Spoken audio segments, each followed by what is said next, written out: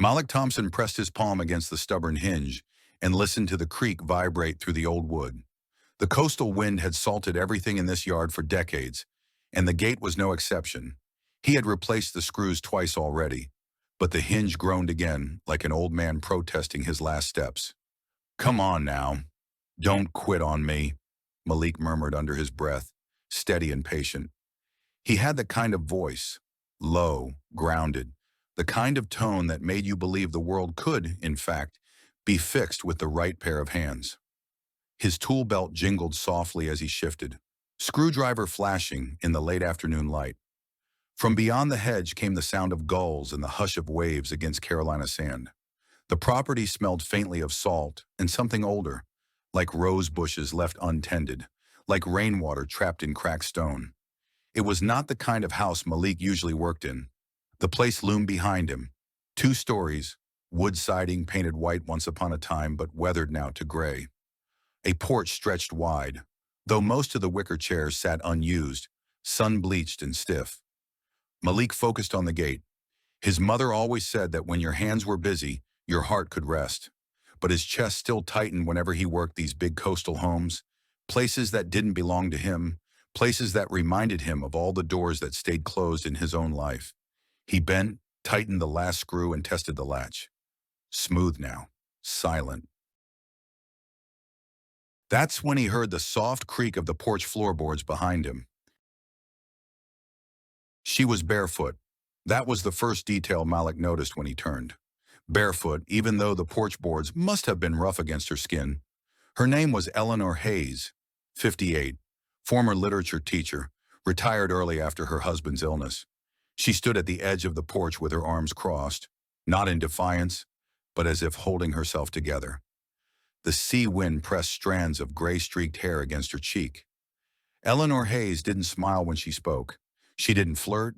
She didn't soften the edges of her voice for the stranger in her yard. She just said it, flat and sudden, like dropping glass on a stone floor. "Love is a cruel thing, isn't it? It never dies when you're ready. It always leaves first." Malik froze where he stood, one hand still on the gate, the other hanging at his side. He had heard 1,000 things working jobs like this, complaints, flirtations, even drunken laughter. But never this.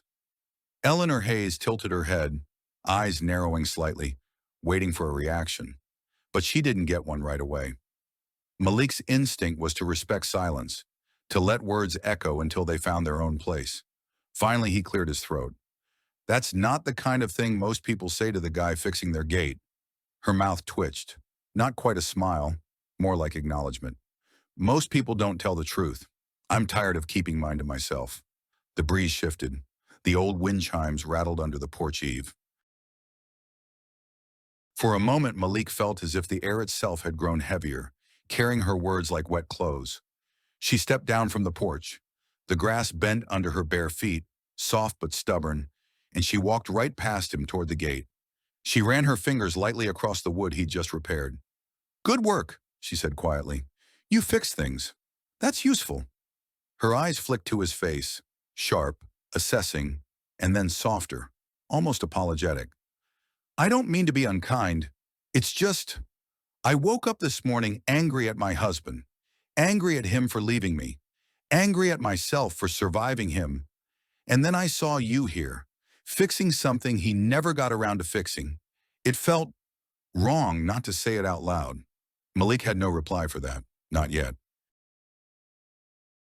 The two of them stood in the shadow of the old oak that reached across the yard. The garden stretched around them, once beautiful, now overgrown. Rose bushes slumped against leaning trellises. Hydrangeas bloomed half-heartedly in patches, their color faded. The grass, ankle-deep in some corners, whispered with each push of the sea wind. Malik glanced at it all and thought of how much work it would take to restore it. Weeks of labor, maybe months, but it wasn't his job. His job was just the gate. Eleanor Hayes wrapped her arms tighter around herself and let her gaze wander across the tangled green. Her voice dropped, softer now, like someone speaking to ghosts. "This was my husband's pride. Every spring he planted, every summer he trimmed, every fall he dug his hands into the earth like it was the only thing holding him here. And now, she gestured at the weeds, the broken trellis, the leaning oak. Now it looks like me, untended, waiting to fall. Malik looked at her then, really looked, at the tired lines beneath her eyes, at the bare feet pressing into the damp ground, at the defiance threaded with grief in her voice. He wanted to say something, to contradict her, to tell her she didn't look like the garden, she looked like someone who had been caring too much for too long. But his words stuck. Instead, he wiped his hands on his rag and said gently, "The gate's fixed. It won't fall again. Not for a while." Eleanor Hayes nodded. Her eyes shone briefly in the dimming light. Whether from the wind or from something heavier, Malik couldn't tell. She turned back toward the house, her steps silent, leaving the scent of salt and memory in her wake. Malik remained by the gate, staring at the garden that seemed to breathe with her sorrow. He thought of her words, "Love never dying when you're ready." And for the first time in a long while, Malik Thompson felt a crack in the quiet shell he wore each day. And though he told himself it was just another job, just another house, the truth clung to him like salt in the air. He would not forget Eleanor Hayes. Not tonight. Not ever. The first thing anyone noticed about the house was its posture. It didn't sit proudly like the newer homes on the cliffs, with their polished glass balconies and manicured lawns. It leaned. Weathered wood siding bowed slightly, as if the Atlantic wind had been nudging it for decades and it finally decided not to resist. White paint peeled in strips along the window frames, and the porch boards whispered complaints with every step. But there was a stubborn beauty in it too. A wide bay window faced the ocean like an unblinking eye, and on summer mornings the whole room filled with amber light. The porch wrapped around the front like an embrace, though its wicker chairs sagged under the weight of years. The shingles on the roof, some warped, some missing, looked less like failure and more like history. Malik Thompson noticed these details the way he noticed everything, quietly, without judgment. His work boots sank slightly into the sandy soil as he followed Eleanor Hayes up the porch steps. The sea air carried the scent of salt, damp wood, and, fainter now but still there, the memory of roses that once bloomed wild at the edges of the yard. Inside, the house exhaled. That was the only way to describe it. The air felt full, like lungs that had been holding too much for too long. The walls carried photographs in mismatched frames, her husband smiling with soil-stained gloves, Eleanor Hayes holding a book in a classroom, their son as a boy on the beach with a kite.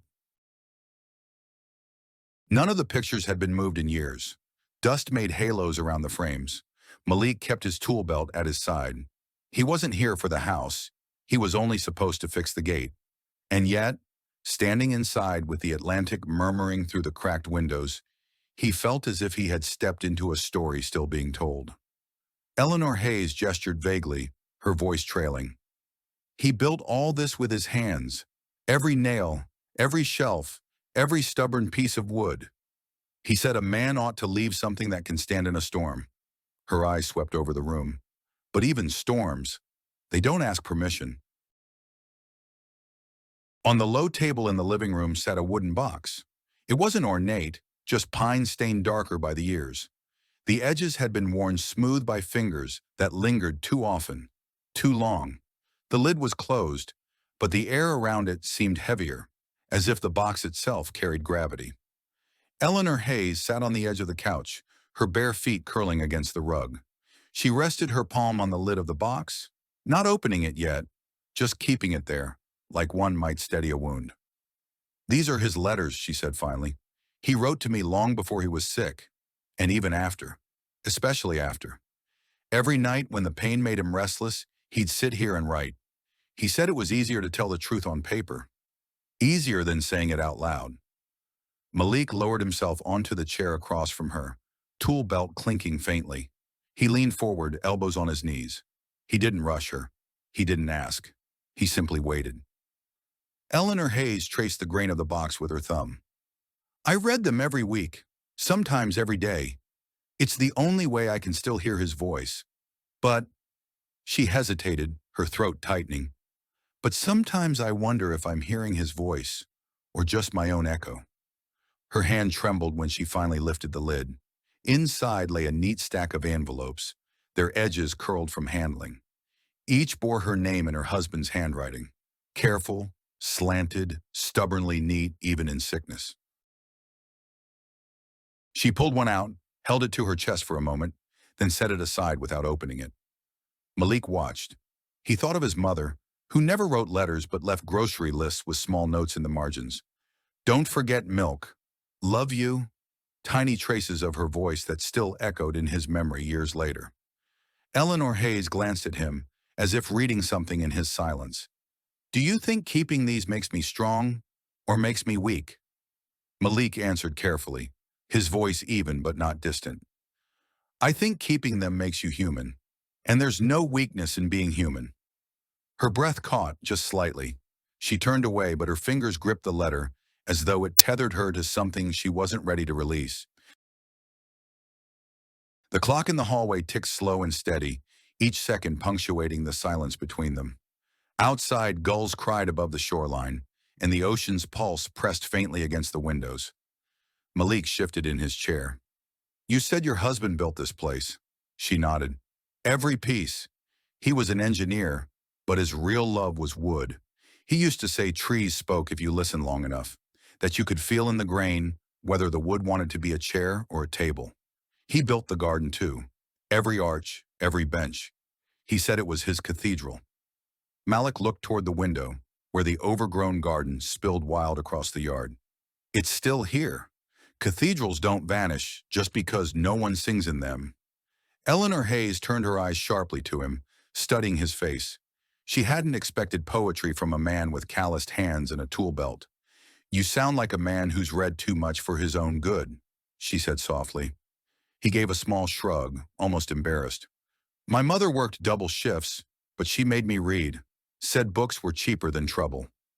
That earned the faintest curve of her lips. Not quite a smile, but something close. She was right. The room fell quiet again, but the quiet was different this time. Less heavy, less filled with ghosts. Eleanor Hayes slipped the letter back into the box and closed the lid. Her fingers lingered on the wood, then finally released it. She looked at Malik and said, almost as if testing the words in her mouth, It feels strange, talking to you. You don't look shocked. You don't pity me. You just listen. Malik held her gaze, steady but gentle. Sometimes fixing things isn't about tools. Sometimes it's about not turning away. Her throat tightened, and she pressed her lips together, fighting back whatever wanted to break free. Instead, she nodded, once, as if accepting a truth she hadn't expected to hear. The clock ticked. The waves whispered. The box of letters sat closed but not forgotten. And for the first time in a very long while, Eleanor Hayes felt as if her grief had been spoken into the air, instead of locked away inside her chest. The morning after the gate was fixed, Malik Thompson returned. Not because the job required it, he had already been paid, already packed away his tools, but because something about the house had clung to him. He told himself he wanted to check the latch one more time, to make sure the wind hadn't loosened it again. But even as he pulled into the gravel drive, he knew that wasn't the truth. Eleanor Hayes was on the porch, a cardigan draped around her shoulders, though the day was already warm. She didn't act surprised to see him. She simply raised her teacup in a small salute, as if she had been expecting him all along.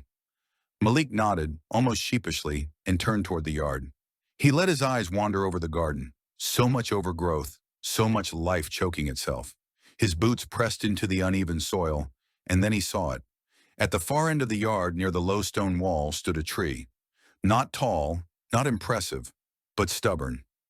Its trunk was split right down the middle, a jagged crack running from the base up through its heartwood. One half leaned, supported only by a thin brace of bark still holding on. Leaves sprouted unevenly, sparse on one side, heavy on the other. Malik crouched near it, running his fingers over the split. The wood was rough, weather-stained. This tree had survived storms, but it had not survived unbroken. Behind him, he heard Eleanor's voice. Closer now, softer. He planted that tree the year we bought this house. Malik rose slowly and turned. She stood a few feet away, her arms wrapped around herself, eyes fixed on the crack as if it had been carved into her own chest. He said it would grow straight and tall, that we'd watch it together until we were old. But the storm 3 summers ago split it. He was already sick by then. He couldn't fix it. And after he died, I couldn't bring myself to cut it down. It felt like cutting down a piece of him. The wind moved through the leaves, making them whisper. Malik listened, then said quietly, "It's still alive." "Barely," she replied. "Alive is alive." His hand brushed the bark again. "Sometimes what's broken holds more story than what grows straight." Eleanor's lips parted slightly, as if she wanted to answer, but no words came. They stood side by side, not touching, just gazing at the cracked trunk. The silence between them was thick, but not empty. It was the silence of two people who recognized something of themselves in the same object. Eleanor Hayes's voice wavered when she finally spoke. "Do you ever feel split? Like you're living two lives at once? One you still want, and one you're forced to carry?" Malik thought about the years he had worked 2 jobs, one to pay bills, another just to survive. Thought about his mother's tired eyes when she came home after midnight. About how he had always been the boy with one foot in school and one foot in the world of men who fixed other men's mistakes. "Every day," he said. She looked at him then, truly looked. His hands were strong, scarred from labor. His shirt was faded, his boots worn. But his eyes, dark, steady, unflinching, carried the weight of someone who had known fractures and kept walking anyway. Her gaze lingered longer than she meant it to, and she quickly turned back to the tree. "I'm tired of looking at it," she whispered, "but I can't let it go." Malik's response came low, deliberate. "Maybe it's not about letting it go. Maybe it's about letting it be, cracked but standing, like us." The words slipped out before he could stop them, and when Eleanor's head turned sharply toward him, his pulse kicked. For a moment he thought he had crossed some invisible line.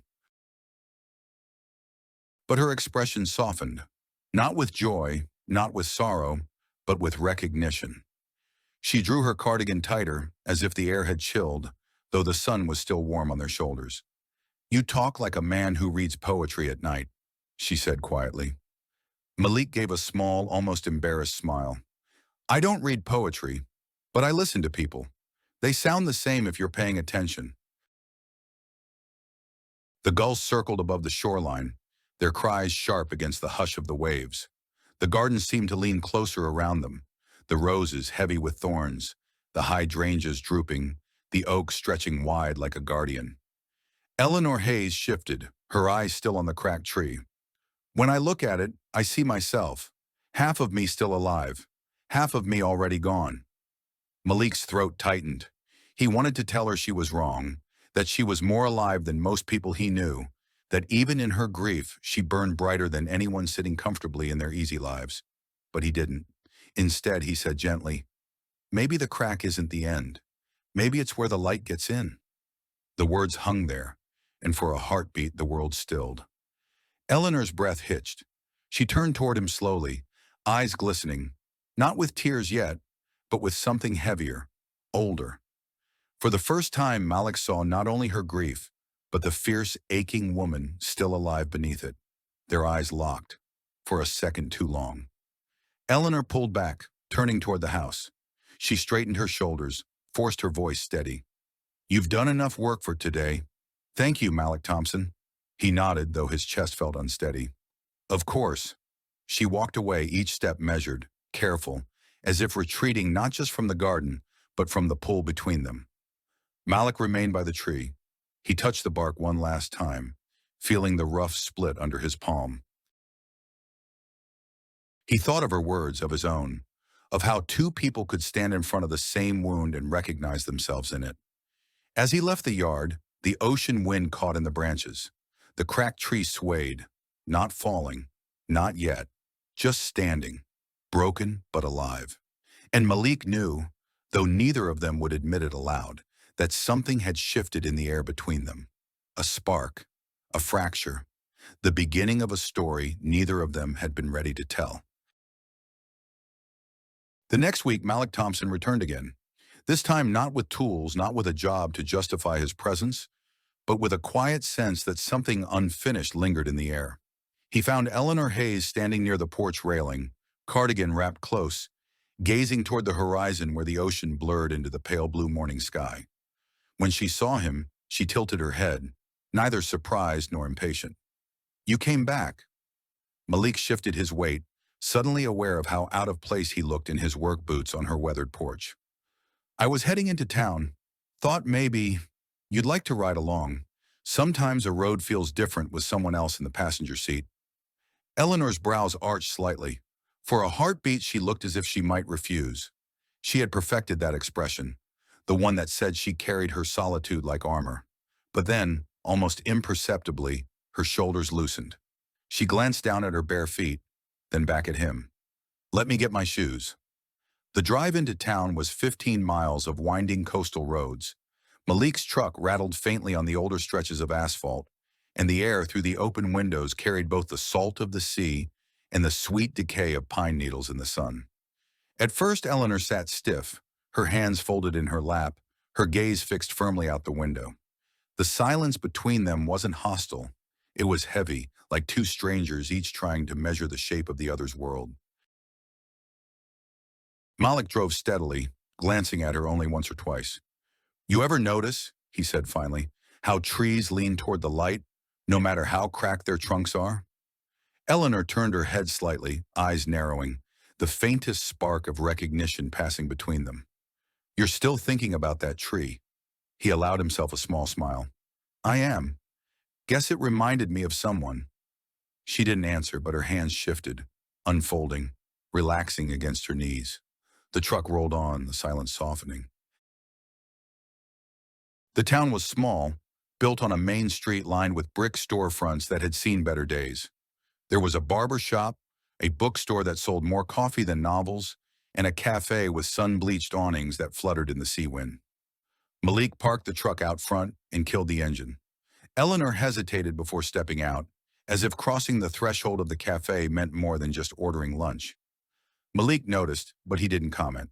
He opened the door for her, and when the little bell above the frame jingled, something loosened in his chest. Inside, the air smelled of roasted beans, warm bread, and a hint of vanilla. A chalkboard listed specials in messy handwriting: clam chowder, smoked turkey sandwiches, peach cobbler. The waitress, a woman in her 60s with hair pinned high, greeted them with a nod. They slid into a booth by the window. The vinyl seat groaned softly under Eleanor as she settled. She folded her cardigan neatly beside her, then looked at Malik across the table with an expression halfway between suspicion and curiosity. "You come here often?" she asked. "Sometimes. Depends on how much cash I've got that week." He said it plainly, not as an apology, but as a fact. Eleanor blinked, then glanced down at the menu, her lips twitching as though the honesty had caught her off guard. When the waitress returned, Eleanor ordered chowder, and Malik ordered the smoked turkey. The waitress left them in the warm hum of the cafe, where a low radio played old Motown. For a while they sat in silence again, watching people drift by outside. An old man walking his dog, a pair of teenagers on skateboards, a mother pushing a stroller. And then Eleanor laughed, soft at first, almost like a cough, but it grew, a real laugh, one that reached her eyes, crinkled them at the corners, and startled even her. Malik blinked. "What's funny?" She shook her head, still smiling, a little embarrassed. "It's been years since I sat in a cafe like this. Years since I looked around and thought life was still happening." The smile lingered. It wasn't wide or perfect, but it was alive, and it made her look younger than any cardigan could conceal. Malik leaned back slightly, the corner of his mouth curving. "Then I'd say lunch was already worth it." Their food arrived, steam rising from the chowder, the sandwich stacked high with turkey and cranberry spread. Eleanor picked up her spoon, delicate but decisive, while Malik took a hearty bite of his sandwich, sauce smearing at the corner of his mouth. He reached for a napkin, but before he could, Eleanor leaned across the table and tapped the corner of her own mouth with a finger. "You've got right here." Malik froze, then wiped clumsily. The sauce only smeared more. Eleanor's shoulders shook, and suddenly she was laughing again. This time unrestrained, the sounds spilling into the air like music. "Here." She handed him a napkin, still chuckling. "You look like a boy caught sneaking jam out of the jar." Malik groaned good-naturedly, wiping his face. "Guess I should have ordered something less dangerous." Her eyes shone, brighter than he had seen them yet. "Dangerous? It's cranberry sauce." He grinned, and for a moment the world outside, the overgrown garden, the cracked tree, the heavy box of letters, seemed far away. In that booth, with sauce on his cheek and laughter in her throat, it felt as though time had loosened its grip. Eleanor Hayes pressed her napkin to her lips, trying to contain herself, but the smile refused to leave. "You know, Malik Thompson, you're not what I expected." "And what did you expect?" he asked. She hesitated, eyes dropping to the table, voice soft. Silence. Maybe pity. Certainly not this. Malik leaned forward slightly, his tone gentle. "Sometimes the best repairs start with a mess." The words landed, and the smile in her eyes softened into something more tender, more dangerous. For a beat, neither of them moved. The cafe hummed around them, plates clinking, radio crooning, the scent of bread and coffee filling the air. But the space between them felt like its own world. Eleanor finally looked away, stirring her chowder. "Eat your sandwich, Malik Thompson, before you say something else that makes me forget myself." He obeyed, but his chest carried the quiet satisfaction of a man who had just glimpsed light breaking through the cracks of a storm. And Eleanor Hayes, for the first time in years, felt not like a widow bound to her garden of ghosts, but like a woman sitting across from a man who listened, who saw, and who, just maybe, had the power to remind her how to laugh again. The cafe had emptied by the time Eleanor Hayes lifted her spoon from the last of her chowder. The waitress wiped down tables near the window, humming along to the Motown song still floating from the radio. Malik Thompson sat across from Eleanor, hands folded loosely on the table, watching her with a patience that was almost unnerving. She set her spoon down, folded the napkin carefully, and pressed her palms flat against it. For a moment she simply stared, her expression taut, as if words were trapped inside her throat like stones she wasn't sure she wanted to cough up. Finally she spoke. Her voice was low, almost conspiratorial. "You know what no one tells you about grief, Malik Thompson? No one tells you about the moments of relief." Malik frowned slightly. "Relief?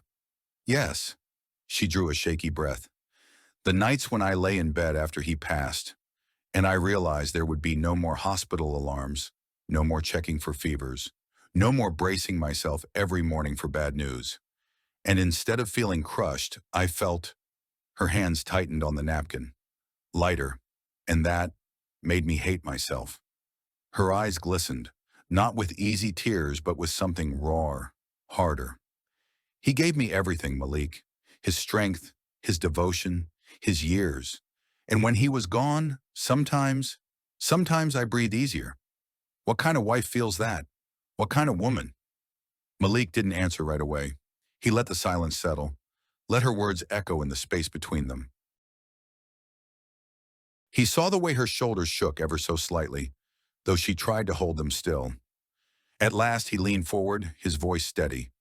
"The kind who carried too much, for too long. The kind who's still here, when most people would have broken."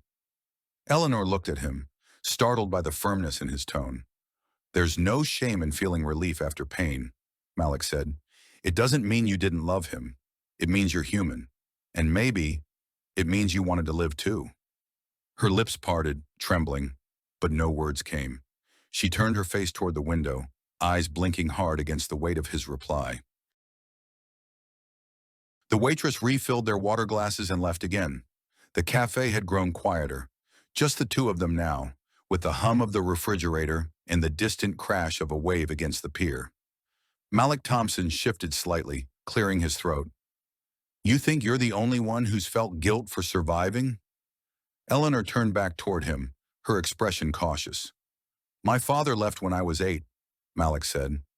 His voice wasn't bitter, but it was carved with an edge, shaped by years of carrying the memory. One morning he just didn't come back. My mother worked double shifts at the hospital, kept food on the table, patched every hole she could. But me? He leaned back, shaking his head. I thought if I'd been enough, if I'd been the kind of son worth staying for, maybe he wouldn't have walked out that door. Eleanor's face softened, the tension in her features slipping. For years I chased every approval I could find, Malik continued. Teachers, bosses, women who wanted someone steadier than me. I'd work twice as hard, speak half as much, do everything right, because maybe then I wouldn't be the boy people left behind. He paused, glancing at his rough hands on the table. But no matter how steady I made myself, that fear followed me. The fear of being unnecessary, replaceable. The words lingered. Eleanor Hayes studied him, the man with calloused hands and a voice low as the tide, and she realized she had been wrong about him. He wasn't just a worker fixing other people's broken things. He was someone carrying his own fracture, his own tree split down the middle. You were a child, she whispered. That wasn't your fault. Malik met her eyes then, and for the first time his composure cracked. And you weren't wrong for breathing easier when your husband was no longer in pain. But guilt, his voice tightened. Guilt doesn't listen to reason, does it? She shook her head slowly. No, it doesn't. And in that moment, they sat not as client and worker, not as widow and stranger, but as two people who understood the sharp edge of survival. Outside, the sun had shifted, spilling amber light across the cafe windows. Dust motes swirled in the glow like tiny dancers, and the air between them seemed warmer, fuller. Eleanor Hayes reached for her water glass, but her hand hesitated halfway. Instead, she let it rest flat on the table, inches from Malik's. You listen, she said softly. You don't flinch. You don't try to fix the words. You just stay. Do you know how rare that is? Malik's gaze lowered briefly to her hand, then back to her eyes. His voice was quiet but steady. I know how it feels when no one stays. I won't do that to you. Something flickered in her chest, dangerous, uninvited, but undeniable. She straightened, drew her hand back slowly, and lifted her chin as if to regain her composure. But the warmth lingered in her eyes. Thank you, she said. And for once the words didn't sound polite or perfunctory. They sounded raw, carved from truth. Malik gave a small nod. Sometimes the only way to keep standing is to know someone else has cracks too. The clock on the cafe wall ticked steadily. Plates clinked in the kitchen. But for them, time seemed to fold inward, narrowing to this booth, this conversation, this fragile trust being born between grief and labor, between survival and longing. Neither of them reached across the table. Neither of them broke the boundary of touch. But the air carried something new now, something they both felt, though neither dared name. And as they left the cafe, stepping back into the salt wind and the fading light of town, Eleanor Hayes realized that for the first time in years, she had spoken aloud the things she feared most, and she had not shattered. Malik Thompson walked beside her, steady, quiet, carrying his own fracture, but also carrying the weight of her confession as if it were not a burden, but a trust. And in the rhythm of their footsteps on the cracked sidewalk, there was a beginning, unspoken, unsteady, but real. The garden waited for them like a silent witness. The afternoon light slanted across the tangled rose bushes, the hydrangeas heavy with neglect, and the cracked tree swaying in the salt breeze. Malik Thompson leaned against the porch rail, arms folded loosely, his gaze tracking the way Eleanor Hayes walked the garden paths. She moved slowly, as though each step pressed against invisible boundaries. Her cardigan slipped from her shoulders, but she didn't notice. Her eyes flicked from weed to branch to fallen leaf, cataloging the decay like a teacher reviewing a paper covered in red ink. Malik said nothing. He only watched. He'd learned long ago that sometimes silence held more power than advice. When his mother used to stand in the kitchen, staring at the stack of bills on the counter, Malik knew better than to fill the air with chatter. She didn't need solutions. She needed the quiet space to gather her own strength. Now, as he watched Eleanor Hayes pause beside a rose bush stripped of blooms, he recognized that same tension. She wasn't looking for his words. She was deciding whether she still had her own. Finally, she turned toward him, her voice tentative. Do you think it's foolish, trying to fix any of this? Malik straightened, considering her carefully. I think foolish is not trying. Her eyes lingered on his, testing, searching for condescension, but his gaze held steady, plain as stone. She exhaled slowly, her shoulders sinking as though releasing a weight. Then I suppose I'd better start somewhere. From the small shed at the edge of the yard, Eleanor Hayes retrieved a pair of garden shears. They were rusted along the hinge, the handles worn smooth by years of her husband's grip. She held them gingerly at first, as though they might burn her fingers. Malik watched her from a few paces away, resisting the urge to step in. His instinct was to offer help, to guide her hands, to show her the angle of the cut. But something in her stance told him this wasn't his moment. Eleanor approached the rosebush again. Its branches were gnarled, reaching outward in tangled arcs. Many of the canes were dry and brittle, thorns still sharp but lifeless. She lifted the shears, hesitated, lowered them again. It feels wrong, she murmured. What does? Malik asked quietly. Cutting them. They were his.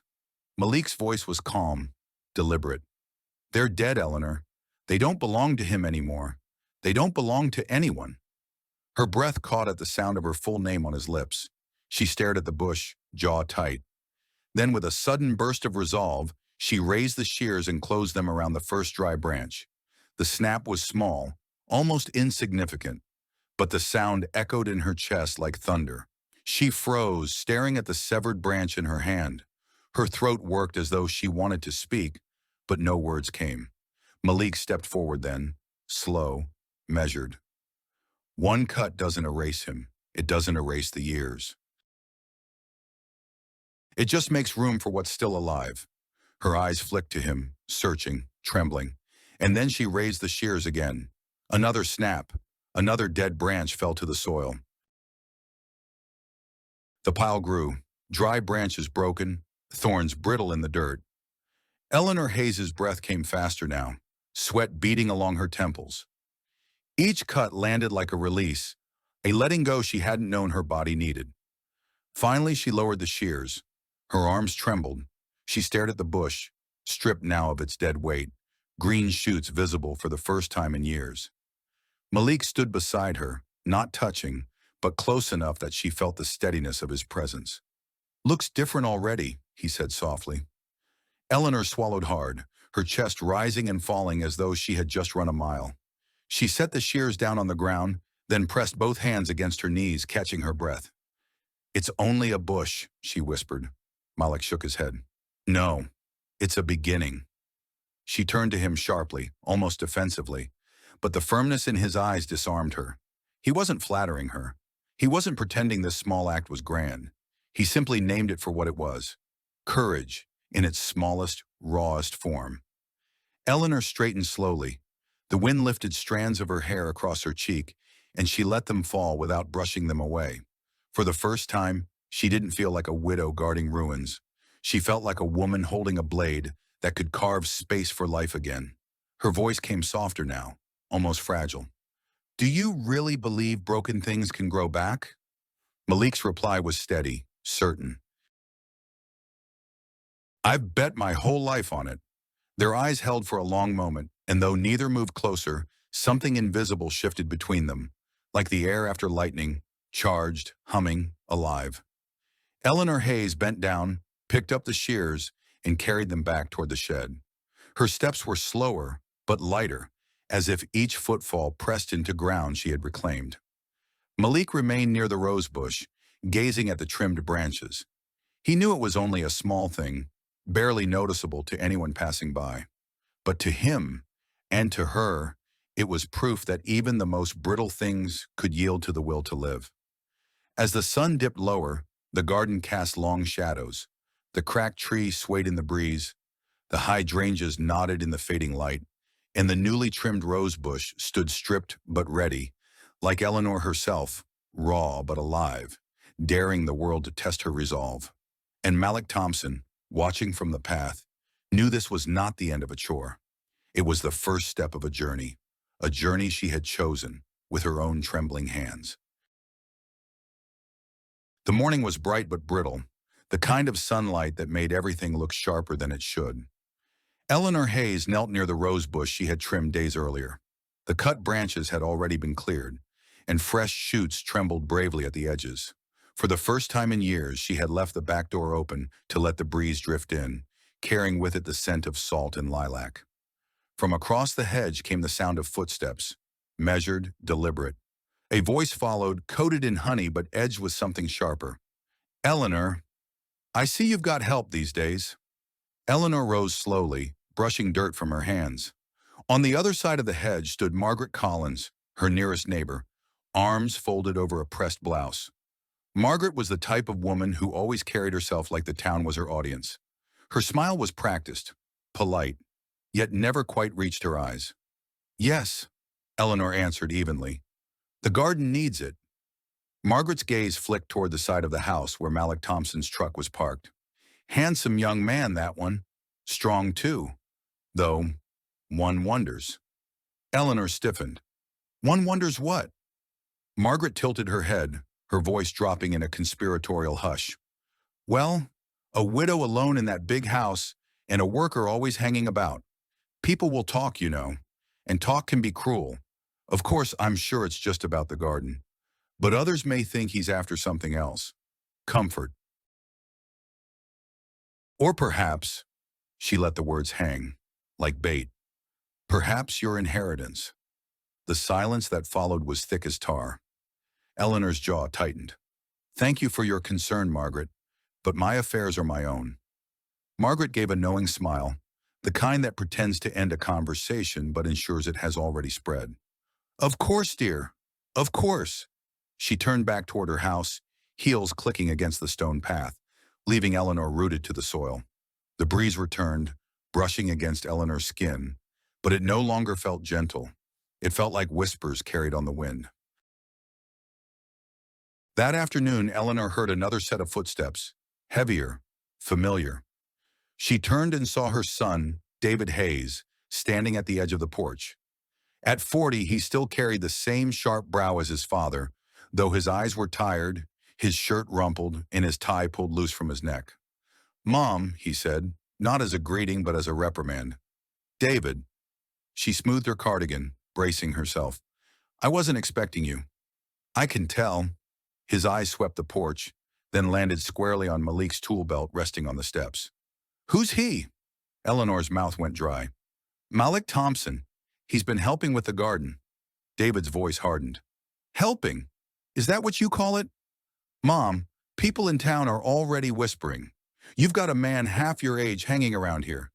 Do you know what that looks like?" Eleanor's spine stiffened, anger rising beneath her ribs. "It looks like someone willing to help me when I needed it." David's jaw clenched.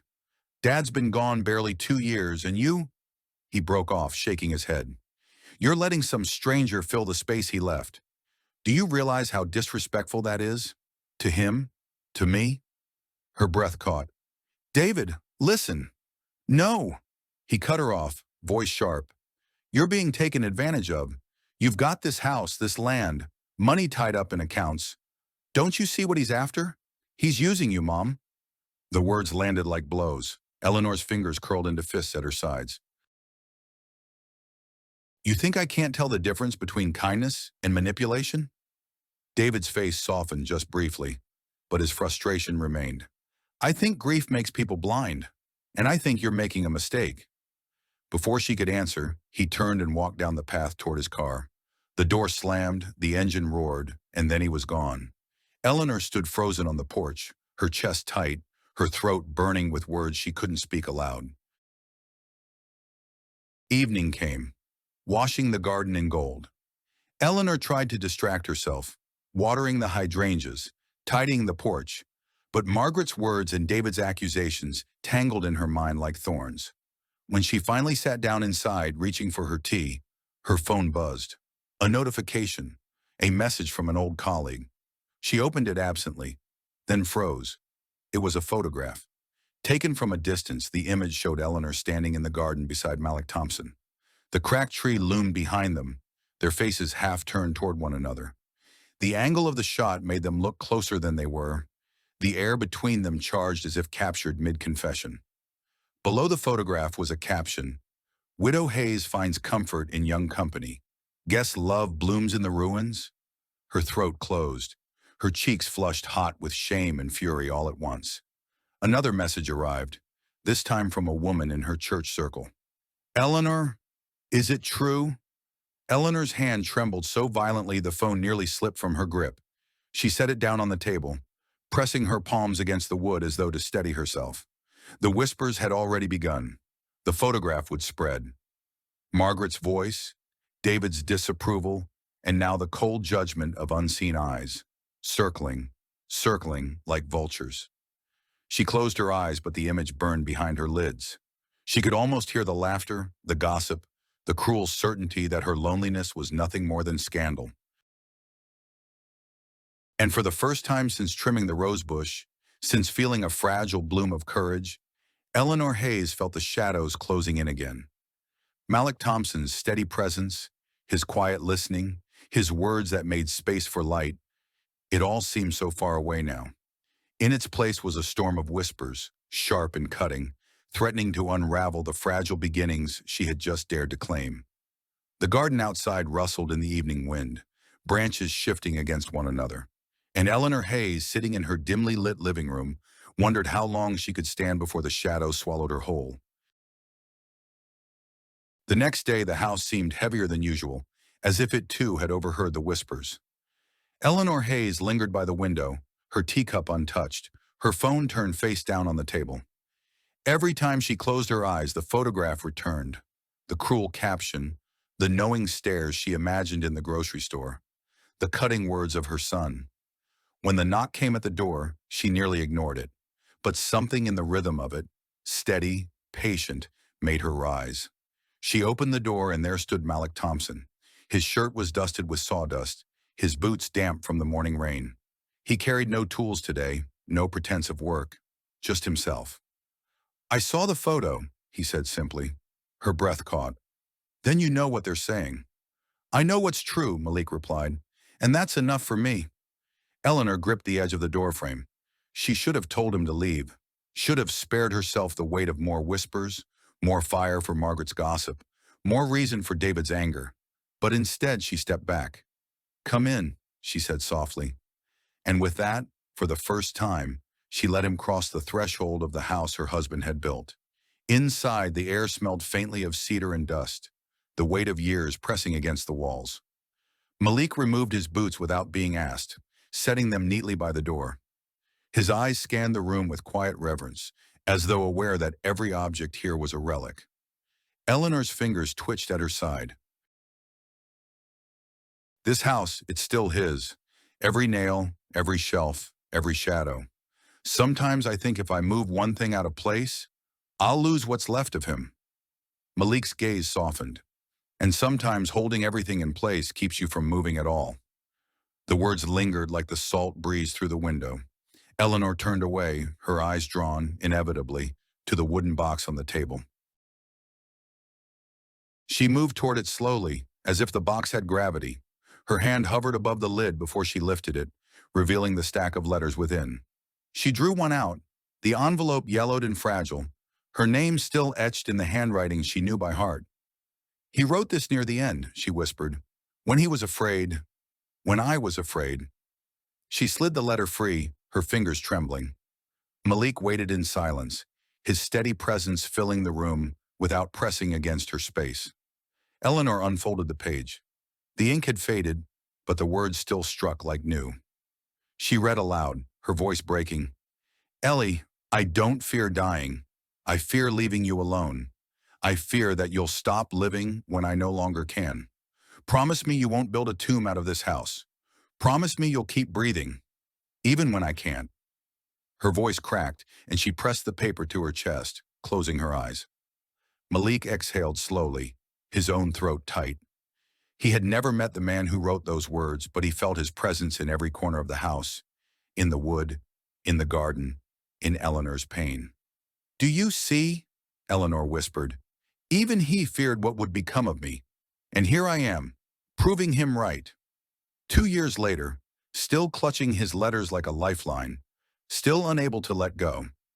Malik leaned forward, his elbows on his knees, his voice low but firm.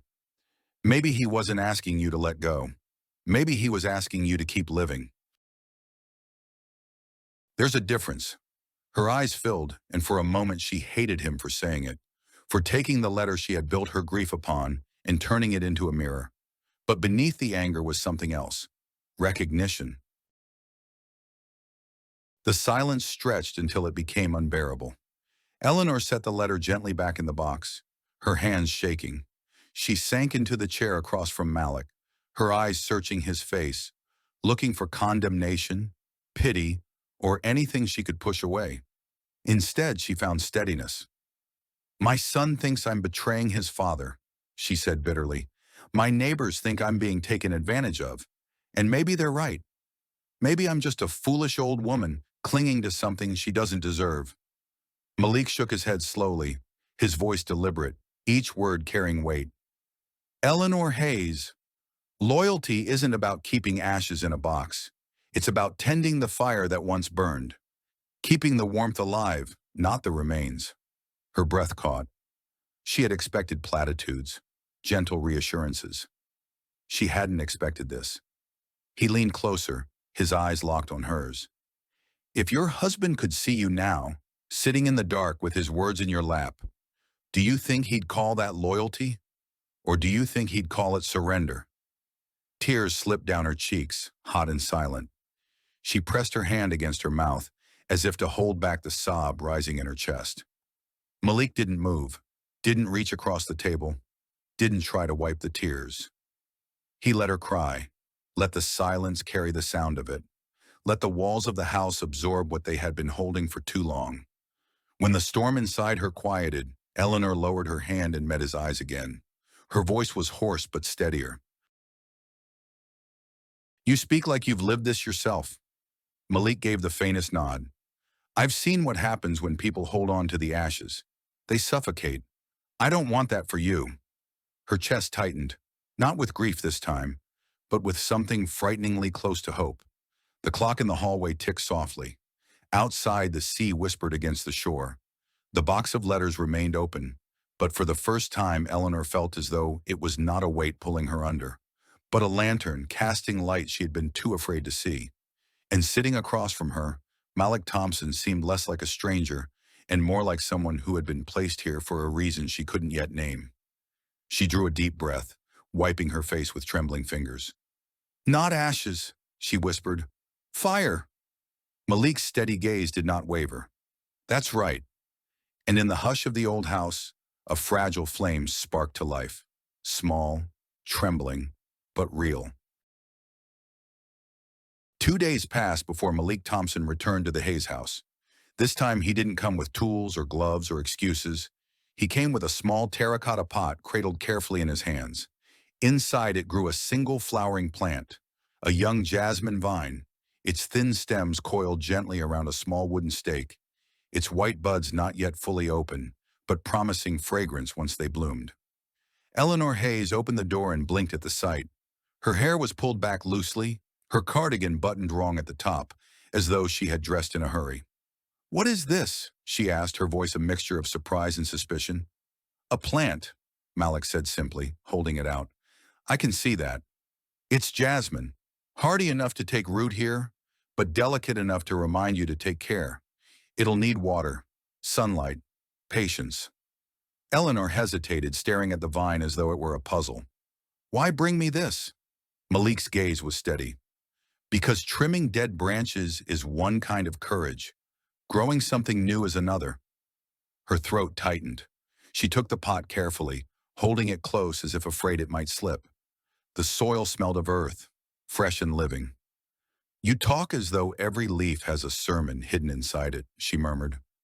Malik smiled faintly. "Maybe it does. Maybe that's why I listen." She turned, carrying the jasmine to the windowsill in the living room, setting it where the morning sun would catch it. She stood there a long moment, the silence between them not uncomfortable, but filled with something new, something tentative, alive, like the buds waiting to open. Later, they sat in the kitchen, the jasmine faintly visible in the next room. Eleanor brewed tea, pouring carefully into two mismatched cups. Malik sat across from her, his broad hands wrapped around the ceramic, warming them. The air carried the quiet rhythm of domesticity, steam rising, teaspoons clinking, the soft hum of the refrigerator. Eleanor found herself watching him as he stirred his tea, the calm way he moved, the steadiness in his posture. He belonged anywhere, she thought, yet here in her kitchen, he looked as though he had been part of this house for years. She laughed softly, almost to herself. "What?" Malik asked, raising a brow. "You," she said. "You sit there like you've known this house longer than I have, like it's always been yours." Malik sipped his tea, then set it down. "A house isn't just walls. It's the people willing to sit in it. Right now, that's us." Her breath caught. She turned her face slightly, hiding the warmth in her cheeks. The clock ticked above the stove. Outside, the garden shifted in the breeze. Eleanor found her eyes drifting back to him, to the way his hands curved around the cup, to the faint smile tugging at his mouth. "Do you ever stop being steady?" she asked. His brow furrowed, amused. "What do you mean?" "You never seem flustered or uncertain, always grounded, as if the world can't shake you." Malik leaned forward slightly, his voice lowering. "That's not steadiness. That's practice. You learn to look calm when the world has already shaken you once too often." Their eyes met across the small table, and the air thickened, quiet but electric. Eleanor's breath slowed, her pulse loud in her ears.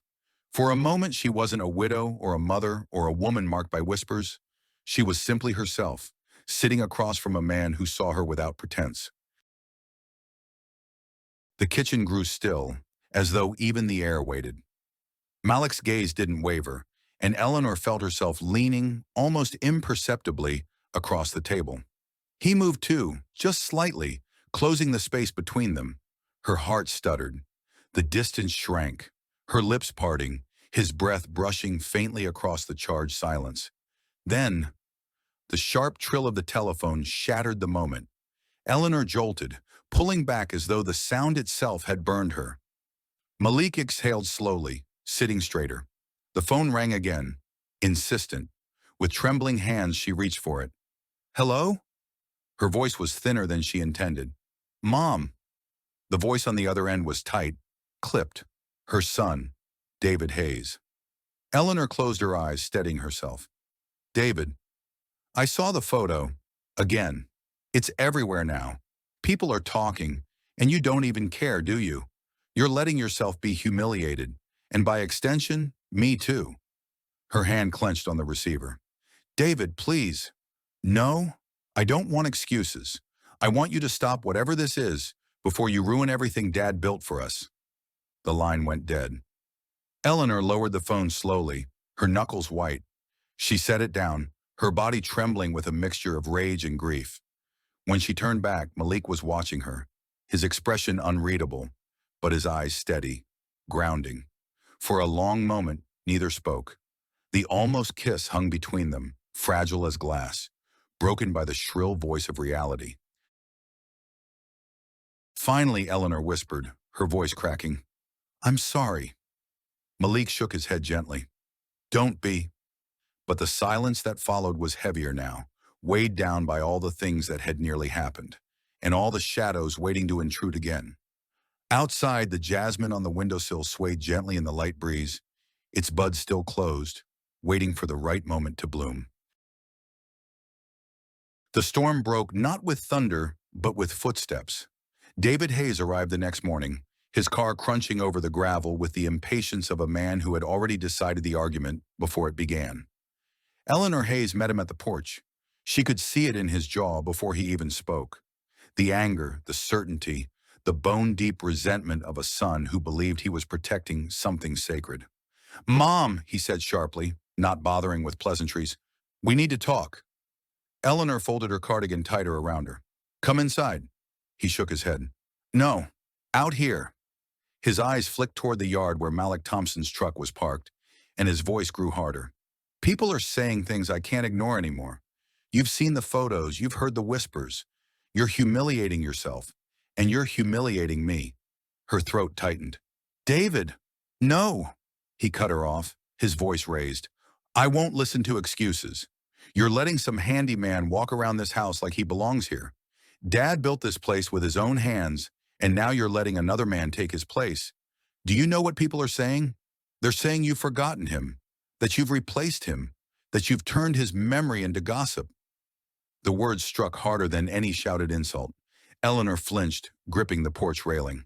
David's voice lowered, but the steel remained. "If you care at all about Dad's memory, you'll end this. Now."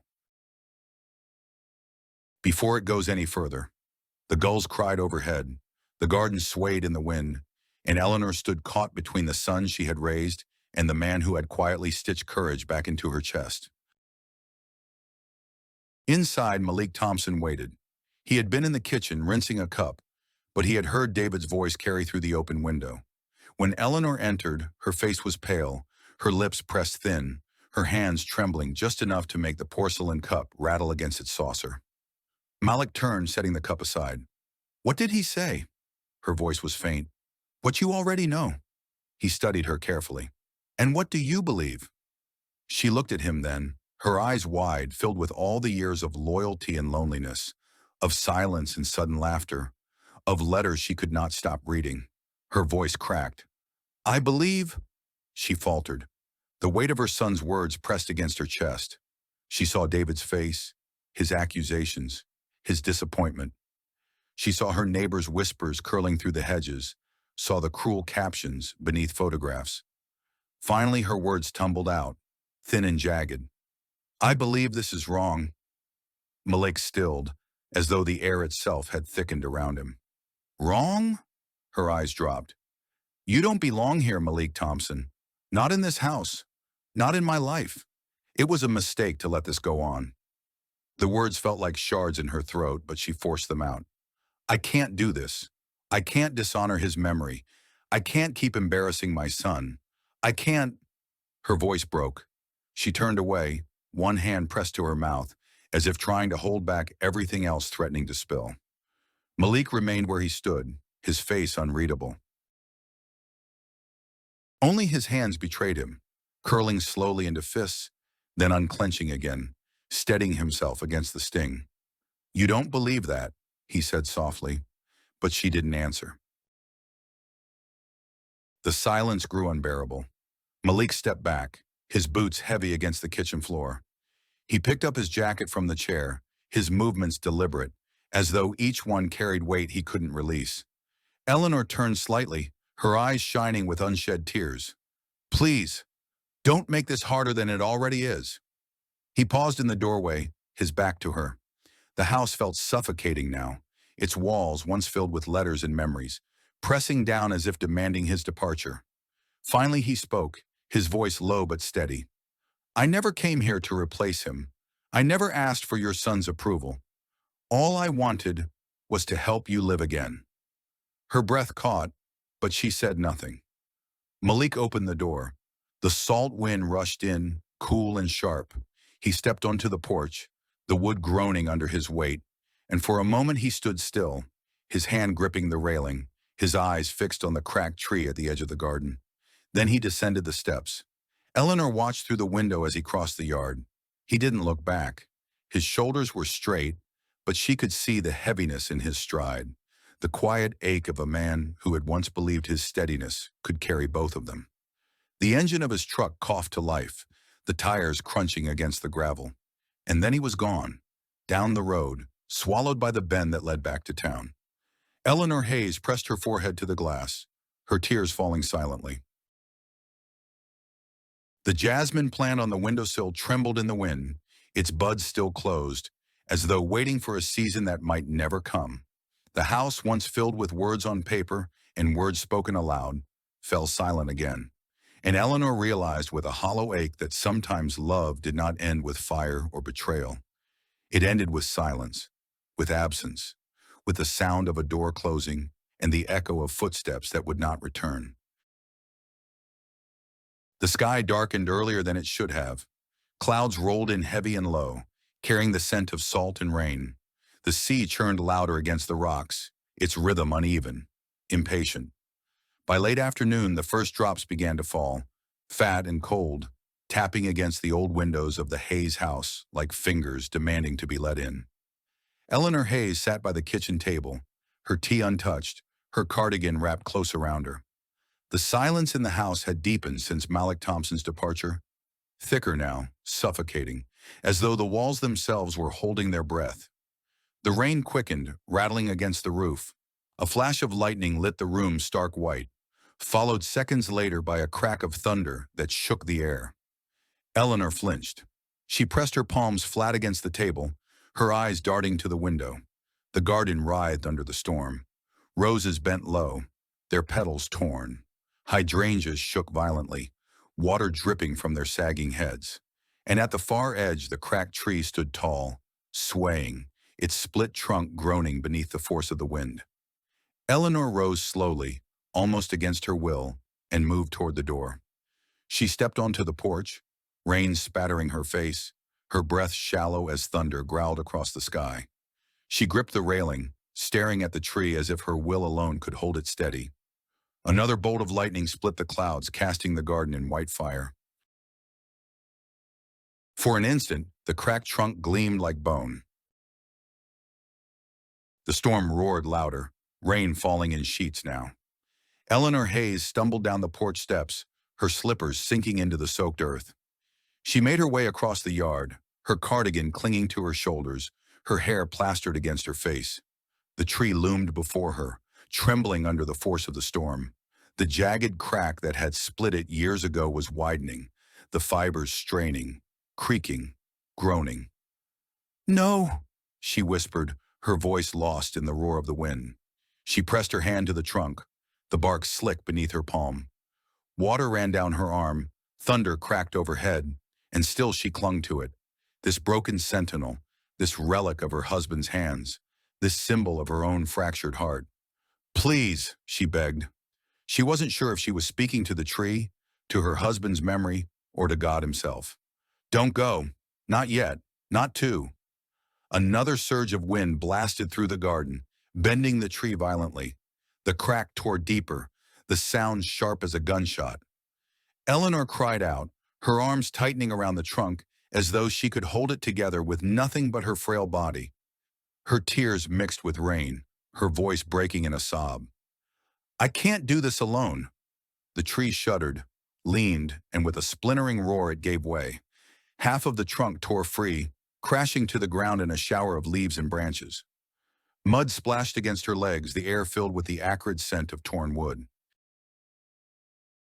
Eleanor fell to her knees beside it, her hands clutching the shattered branches, her sobs swallowed by the storm. The tree lay broken at her feet, its leaves trembling in the wind, its roots still clutching the soil. And she, alone in the rain, soaked through, her hair tangled, her body trembling, felt the collapse echo inside her chest. The storm raged on. Lightning ripped across the sky, thunder rolling like drums of war. Eleanor Hayes remained in the mud, her hands gripping the fallen trunk as if refusing to accept its finality. The cracked tree had stood for years, wounded but alive, like her. Now it was broken, its split no longer a scar but a death sentence. Her sobs quieted into silence, her breath coming in ragged gasps. She pressed her forehead against the wet bark, her lips trembling. Memories flooded her. The day her husband had planted it, the way he'd said it would stand as long as they did, the laughter that had carried across this very garden. And now, nothing. The thunder softened to a distant rumble. The rain eased to a steady drizzle. But the garden no longer looked alive. It looked ravaged. Flowers beaten down, soil churned into muck, the tree split in half, its crown lying in ruin. Eleanor rose slowly, her knees shaking, her clothes clinging heavy to her skin. She looked around at the destruction, her chest hollow, her heart raw. The house loomed behind her, dark and silent. The jasmine plant in the window was still standing, its buds trembling but unbroken. But she didn't notice. She turned back to the fallen tree, her voice hoarse, a whisper carried by the rain. "You've left me. All of you have left me." Her words dissolved into the damp air. Lightning flickered once more across the horizon, faint and distant now. Eleanor Hayes stood in the wreck of her garden, soaked and shivering, the last witness to a tree that had mirrored her own brokenness. And as the storm moved out to sea, she felt the weight of its message. She was alone, more alone than she had ever been. The garden was silent, but for the drip of water from broken leaves. The cracked tree was gone, its strength spent, its story ended. And Eleanor, standing barefoot in the mud, rain still dripping from her hair, felt something inside her collapse with it. The storm had not only split the sky, it had split her world. The storm had passed, but its shadow remained. Water streaked the windows, dripping steadily from the eaves, and the garden lay bruised and battered beyond the glass. Inside, Eleanor Hayes moved slowly through the rooms of the house, her slippers whispering across wooden floors that creaked in protest. Every room seemed louder in its silence now. The parlor still held the heavy furniture her husband had chosen, dark oak chairs, a polished table scarred by years of coffee mugs and Sunday newspapers. Dust motes drifted lazily in the thin shafts of light, but the air was stale, unmoving. She paused in the dining room, her hand trailing across the long table. How many dinners had been served here? Laughter, arguments, confessions, all of it still clung to the wood like invisible fingerprints. Now the chairs sat pushed in, waiting for voices that would never return. In the hallway, the family photographs stared at her with unblinking certainty. Her younger self, smiling beside her husband, David as a boy, gap-toothed, holding a kite that refused to fly. A portrait from their 25th anniversary, both of them dressed in their best clothes, both of them unaware of how little time remained. Eleanor touched the glass, her reflection faint in the frame. The woman staring back at her felt like a ghost already, pale, tired, wandering the corridors of a life that no longer fit. She moved to the bedroom. The bed was neatly made, untouched since morning. She sat on the edge of it, the mattress sinking under her weight, and pressed her hand into the quilt. The scent of cedar lingered faintly, mixed with the must of disuse. The house was still full, but of shadows, not people. Eventually, her steps led her back to the kitchen. The box of letters still sat on the table, waiting like an old adversary. She sank into the chair before it, staring at the lid, her breath shallow. She reached for one, then stopped, her hand trembling above the wood. The storm outside had broken the tree. Inside, these letters threatened to break her. At last, she lifted the lid and pulled one free. The paper was thin, nearly translucent with age. She unfolded it carefully. Her husband's handwriting sprawled across the page. Familiar, steady, carved deep as though he'd wanted the ink to last longer than himself. She read the words, and each one pressed against her chest like a stone. Ellie, if I go first, I need you to promise me one thing. Don't let grief become your home. Visit it if you must, but don't live there.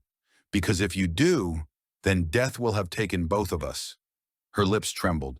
She pressed the page flat on the table, her fingers splayed, her breath coming faster.